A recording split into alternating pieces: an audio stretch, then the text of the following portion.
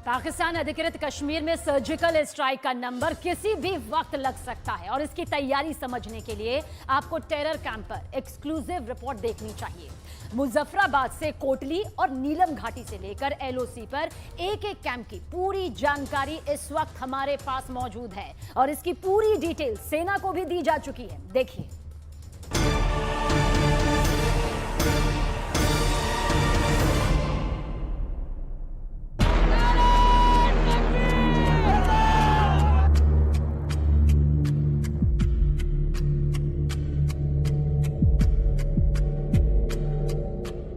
LOC और PoK से intelligence से एकदम लेटेस्ट इंफॉर्मेशन मिली है।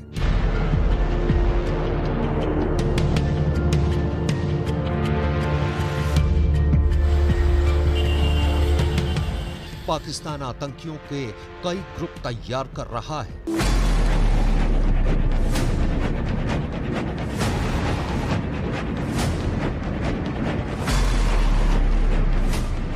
इसके लिए पाकिस्तान के ट्रेनिंग कैंप कई क्लस्टर में एक्टिव है। रिपोर्ट है कि पाकिस्तान की सेना ने सभी लॉन्च पैड एलओसी के आसपास तैयार कर दिए हैं। न्यूज 18 को मिली जानकारी के मुताबिक ये लॉन्च पैड एलओसी से कुछ किलोमीटर की दूरी पर है ताकि घुसपैठ में ज्यादा वक्त न लगे।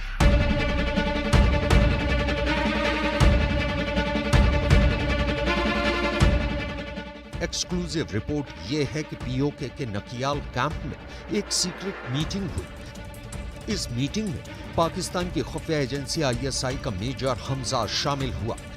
इस मीटिंग में कोटली कैंप से लश्कर का कमांडर वलीद खान भी मौजूद था। साथ में एक और आतंकी रफीक नाई और सुल्तान भी शामिल हुआ। मीटिंग में तय हुआ कि कश्मीर के अंदर आत्मघाती हमले किए जाएंगे, जबकि एलओसी के आसपास फॉरवर्ड पोस्ट पर बॉर्डर एक्शन टीम यानी बैट हमले करेगी। इसके लिए उन्हें चीन से मिले नाइट विजन गॉगल्स भी दिए जाएंगे।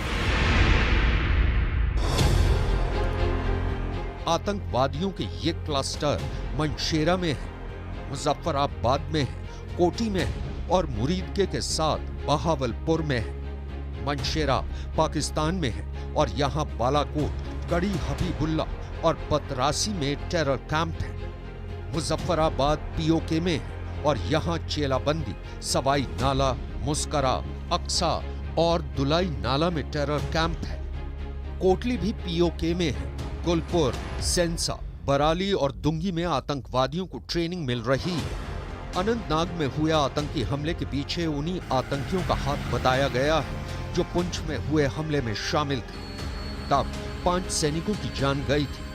आतंकियों के उसी मॉड्यूल ने अनंतनाग में हुए हमले को अंजाम दिया है। रिपोर्ट है कि इस हमले की जिम्मेदारी आतंकी संगठन टीआरएफ ने ली है, यानी द रेजिस्टेंट फ्रंट। इसका ये ग्रुप 6 महीने से जम्मू कश्मीर में एक्टिव है, लेकिन नए अटैक में जो आतंकी शामिल रहे उनमें जैश से लेकर लश्कर और हिजबुल का कैडर एक्टिव रहा है।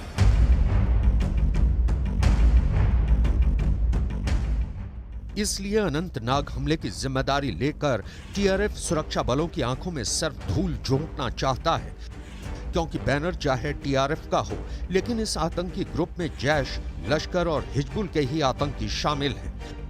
बस अब हमलों को नया चेहरा देने की कोशिश है। इन सब की ट्रेनिंग पीओके में ही चल रही है और अब ये अलग अलग रूट से एलओसी को लांघकर भारत में आतंक फैलाना चाहते हैं। पुंछ राजौरी ऐसा एरिया है जहां पे हमने फॉरेन टेररिस्ट को लाइन ऑफ कंट्रोल पर ही खत्म करने की कोशिश की, परंतु इस एरिया में ऐसा भी है कि कुछ पंजाब या कुछ नेपाल और बाकी जगह से भी बाई रोड लोग आते हैं जो यहां पर कुछ ऐसी हरकत करना चाहते हैं। मुजफ्फराबाद से लेकर कोटली तक पाकिस्तान की सेना इस वक्त बहुत ज्यादा एक्टिव हो गई है। उसका पूरा फोकस घुसपैठ कराने पर है।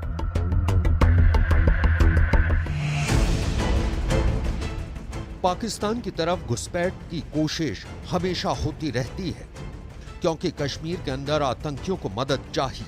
उनको इस वक्त असलहे से लेकर बाकी सपोर्ट नहीं मिल पा रही है।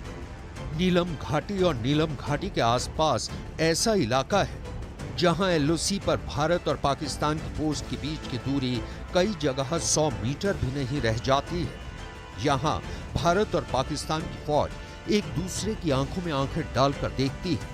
कुपवाड़ा और बारामूला में एलओसी के पास ऐसे इलाके हैं जहां किशन गंगा नदी गुजरती है। इस नदी को पाकिस्तान में नीलम कहा जाता है। यही नदी है जिसे पार करके आतंकवादी भारत में दाखिल हो जाते हैं।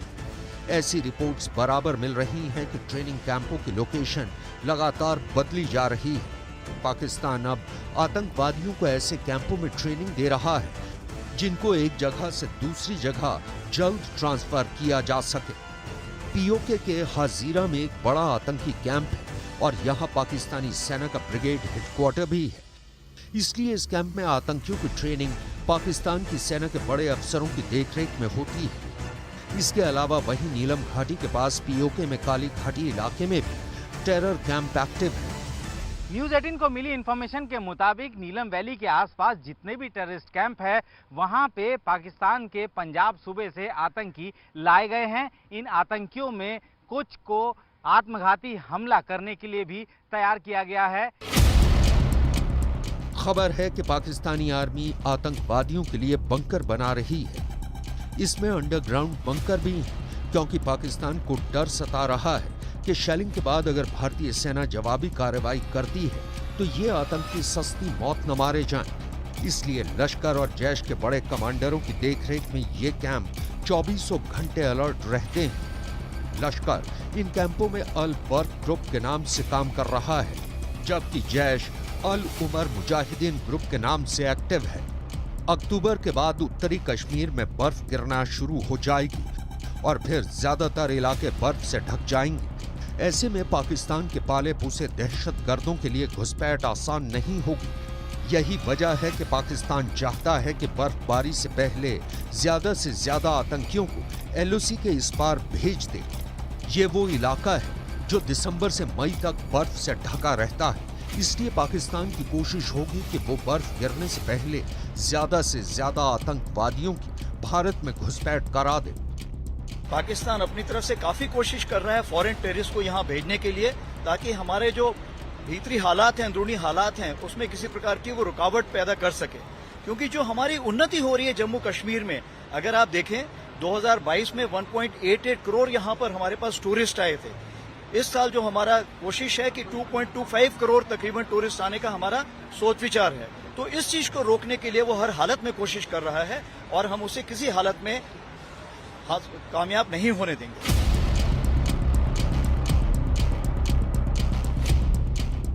आतंकवादी कई किलोमीटर पहाड़ों को पार करते हुए घुसपैठ करते हैं। नदियों और नालों के बीच से होते हुए जंगलों से गुजरते हुए वो भारत के हिस्से वाले कश्मीर में दाखिल हो जाते हैं। लेकिन इनकी लॉन्चिंग पाकिस्तान के कब्जे वाले कश्मीर से होती है, जहां बने हैं लॉन्चिंग पैड। यहां आतंकवादियों को पहुंचाने से पहले 2 तरह की ट्रेनिंग दी जाती है, या कह सकते हैं कि उनको 2 आतंकवाद वाले कोर्स कराए जाते हैं। पहला कोर्स 3 महीने का है, जिसमें आतंकवादियों को एडवांस कॉम्बैट ट्रेनिंग दी जाती है। उनको AK-47 जैसे कुछ छोटे हथियार चलाना सिखाया जाता है। दूसरे कोर्स में उन्हें कमांडो ट्रेनिंग दी जाती है। जंगलों में जिंदा रहना और GPS और वायरलेस जैसी कई तरह की तकनीकी ट्रेनिंग भी दी जाती है। पाकिस्तान के कमांडो दस्ते यानी कि SSG को इस वक्त एक बड़ा मिशन दिया गया है। मिशन है भारत में आतंकियों की घुसपैठ कराना और घुसपैठ के वक्त आतंकियों को कवर फायर देना। इसके लिए बाकायदा बैट यानी कि बॉर्डर एक्शन टीम को एक्टिव किया गया है। यही नहीं, बॉर्डर एक्शन टीम के लिए जो नए उन्नत हथियार और नाइट विजन डिवाइस मंगाए गए थे चीन से, वो भी इन आतंकियों को दिए गए हैं ताकि रात को घुसपैठ आसानी से की जा सके। खुफिया सूत्रों के मुताबिक पाकिस्तान के SSG कमांडो ग्रुप को 2021 और 2022 में कई हमलों से पहले एक्टिव किया गया था। इस वक्त LOC पर चप्पे चप्पे पर भारत की फौज तैनात है, लिहाजा भारतीय सेना की पूरी घाटी पर नजर रहती है। लेकिन यहाँ जंगलों में घिरे कई ऐसे इलाके हैं जहाँ न बाड़ लगाना आसान है, न ही निगरानी। कई इलाके ऐसे हैं जहाँ निगरानी रखने के लिए एक बटालियन भी कम पड़ती है। LOC के उस पार ये वही इलाके हैं जहां बिलों में छिपकर पाकिस्तान के दहशतगर्दों की टोलियां घुसपैठ की ताक में रहती हैं। एक तरह से पाकिस्तानी आर्मी बेनकाब हो गई है। ये पुख्ता रिपोर्ट बताती है कि भारत के पास पाकिस्तान प्लान की पूरी रिपोर्ट है। ओकारा से लेकर मुजफ्फराबाद तक आतंकवाद के कारखानों की पूरी लिस्ट तैयार हो रही है। इस वक्त सेना के पास पाकिस्तान टेरर इंफ्रास्ट्रक्चर और आईएसआई के बैकअप की पूरी रिपोर्ट है। लश्कर जैसे आतंकी संगठनों में लड़के कैसे भर्ती किए जाते हैं, नौजवानों और बेरोजगारों को कैसे कांटेक्ट किया जाता है, आईएसआई और लश्कर की मोडस ऑपरेंडाई क्या है, भर्ती के बाद लड़कों को कहां भेजा जाता है, कहां और किस तरह की ट्रेनिंग दी जाती है, ट्रेनिंग कौन देता है, माइंड वॉश कैसे होता है और फिर हथियारों के साथ उन्हें किस रास्ते भारत भेजा जाता है। जाहिर है सब कुछ पाकिस्तान से हैंडल किया जा रहा है।